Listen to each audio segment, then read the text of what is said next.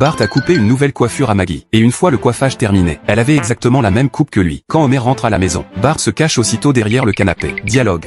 Oh, t'inquiète, Bart Junior, papa va ramasser ça pour toi. Homer, hors de lui, veut punir son fils turbulent. Mais Bart se montre à temps et empêche Homer de s'approcher de Maggie. Alors, Homer ne peut que reporter sa colère sur Bart. Il ordonne à Bart de remettre aussitôt les cheveux de Maggie comme avant. Oh, je savais pas que c'était aussi fastoche. Arrête! Tout cela remonte à un événement survenu plus tôt. Ce jour-là, Bart a reçu un jouet farceur fabriqué en Chine. Chine, y a rien qui peut ne pas être fait chez toi.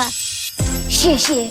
Bart pose un billet d'$1 sur le sol. Il compte utiliser le jouet pour monter un piège à farce. Très vite, sa première victime apparaît. Un vieil homme aperçoit l'argent par terre, se penche pour le ramasser. Mais à ce moment-là, ses lunettes lui glissent du nez. Le vieil homme voit au contraire parfaitement autour de lui. J'ai jamais eu besoin de ça. Cependant, par la suite, plus personne ne se laisse berner. Bart est totalement perplexe face à cela. À cet instant, il remarque une pièce de monnaie sur le sol. Lorsqu'il se penche pour la ramasser, il réalise qu'il est lui-même la cible d'une farce. De retour à l'école, Bart n'accepte pas du tout cet échec. Alors, il décide de préparer une nouvelle farce pour Ralph. Tu me prends pour un crétin? De la réglisse de mur. Adieu, coussin Peter.